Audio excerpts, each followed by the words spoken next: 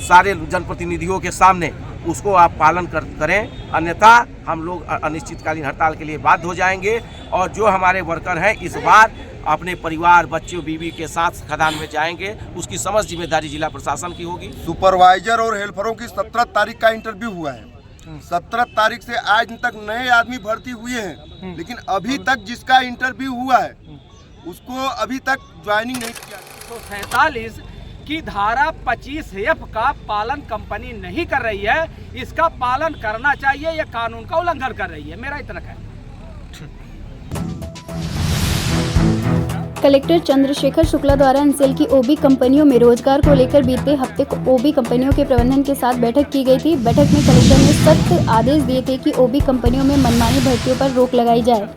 Company प्रबंधन पारदर्शी प्रक्रिया अपनाने के लिए एक पोर्टल बनाकर सभी भर्तियों की जानकारी सार्वजनिक करे।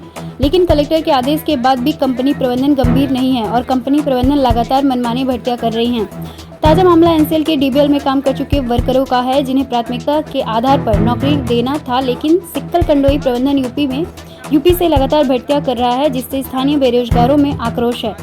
कलेक्टर ने अपने आदेश में डीबीएल के वर्करों के अलावा स्थानीय और विस्थापित लोगों को नौकरी में प्राथमिकता देने के लिए कहा था, लेकिन स्थानीय कंपनी प्रबंधन बिचौलियों के माध्यम से पैसे लेकर भर्ती करा रहा है। आज मल्हार पार्क में डीबीएल के वर्कर एकजुट होकर नौकरी की मांग के लिए एकत्रित हुए थे। वे जिला प्रशासन को अपने आदेश का पालन कराने के लिए मांग कर रहे हैं। वर्करों का कहना है कि अगर 2 दिन में उनकी सुनवाई नहीं हुई तो बड़ा आंदोलन करने के लिए बाध्य होंगे। के माध्यम से कंडोई प्रबंधन से आग्रह करते हैं कि आपके द्वारा जो भर्ती प्रक्रिया सुचारू रूप से चल रही है अभी बंद कर दिया गया है। 200-250 लोगों की भर्ती आपने किया है, उसके बाद बंद कर दिया।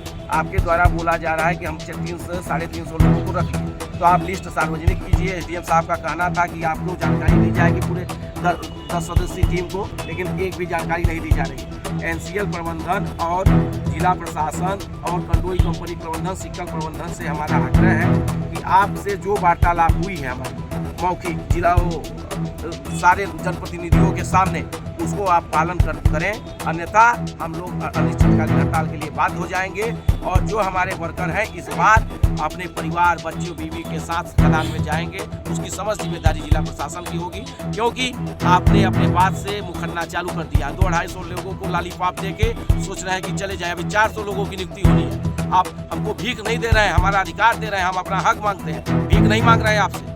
क्या बोलते हैं कंपनी प्रबंधन में, क्या बात होती है? कंपनी प्रबंधन बोलते हैं रखेंगे, लेकिन रोज नए लोगों की भर्ती हो रही है। और एनसीएल प्रबंधन ने जांच किया कि 14 लोग बाहरी हैं, पकड़ भी ली। अच्छा, कलेक्टर साहब भी आदेश जारी किए, उस पर क्या हो रहा है? कोई पालन नहीं कर रहा, कोई पालन नहीं किया जा रहा है। पालन सिर्फ दिखावा के लिए 200-250 लोगों को रख लिया गया है, वो भी नेताओं की सिफारिश से लोगों को रखा गया है। लंबा लेन देन होके रखा गया है, तो उससे हमको नहीं है। जो गए हैं उनका मैं स्वागत करता हूँ, लेकिन जो नहीं गए हैं, जो हमारे साथ हैं, अगर हमारे साथ 10 भी व्यक्ति बचेंगे तो मैं अंतिम दिन तक लड़ाई लड़ूंगा।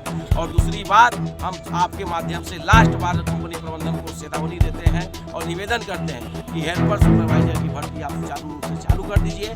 टैंकर ड्राइवरों का जिनका ट्रायल ले चुके हैं उनको ड्यूटी प्रारंभ कर दीजिए देना, और जिनका ट्रायल नहीं हुआ ड्राइवरों का ट्रायल करवाइए, या जिनका ट्रायल हो गया उनको ड्यूटी। यही हमारी आपके द्वारा माध्यम से मांग है। सुपरवाइजर और हेल्परों की 17 तारीख का इंटरव्यू हुआ है। 17 तारीख से आज तक नए आदमी भर्ती हुए हैं, लेकिन अभी तक जिसका इंटरव्यू हुआ है उसको अभी तक ज्वाइनिंग नहीं किया जा रहा है। नए आदमियों की डेली ज्वाइनिंग चल रही है और मोटे रकम से ज्वाइनिंग चल रही है। मोटे रकम से ज्वाइनिंग, आखिर में जब डीबीएल के सुपरवाइजरों और हेल्परों की ज्वाइनिंग नहीं होगी तो आप नए आदमियों को कहाँ से ज्वाइनिंग कर रहे हैं?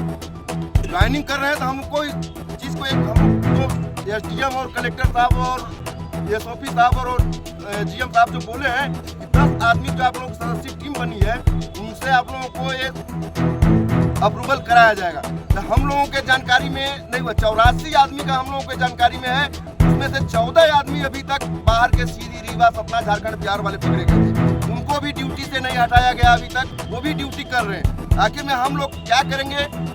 भाई हम लोगों को अगर ड्यूटी नहीं मिलेगी तो हम अविनाश भाई के कहने से मैं 2 दिन रुका हूँ, 31 और 31, 2 तारीख को हम अपने बीवी बच्चों के साथ में मैं खदान और जीएम ऑफिस जहाँ हमको जाना पड़ेगा, मैं जाके जो करना होगा हम करेंगे। बीवी बच्चों के साथ करेंगे, परिवार के साथ करेंगे।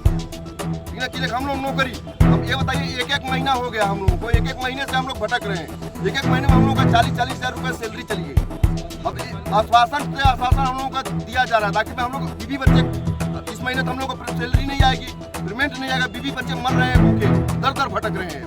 इसलिए अब हम लोगों को ये लाचारी और मजबूरी होने के लिए हम ये हो गए हैं कि हम लोग बीवी बच्चों के साथ खदान में जाके हम लोगों को जो करना पड़ेगा मैं इस चीज़ को करूँगा, बीवी बच्चों के साथ जाके। क्या नाम है आपका? हमारा नाम है पिंटू चौबे भैया। मिश्रा, मैं श्रमिक शिक्षक हूँ भारत का श्रम मंत्रालय से। मैं ये कहना चाहता हूँ कि ये पहले डीवीएल के कर्मचारी थे, अब डीवीएल एग्रीमेंट हुआ, अनुबंध हुआ तो यहाँ पर आ गई है सिकल और कंडोई, तो ये मिल करके ये अब ये प्लांट चलाएंगी। 5 साल के लिए इनका एग्रीमेंट हुआ। मेरा ये कहना है कि ये कलेक्टर सिंगरौली जो जिला दंडाधिकारी हैं उन्होंने एक मीटिंग बुलाई एनसीएल प्रबंधन को, सारी कंपनी को, और ये निश्चित किया कि यहाँ के जो पूर्व से कर्मचारी कार्य कर रहे हैं, चाहे वो हेल्पर हो, चाहे सुपरवाइजर हो, चाहे ड्राइवर हो या अदर पोस्ट हो, तो उन्हीं को रखा जाएगा। ये आदेश कलेक्टर ने रख दिया।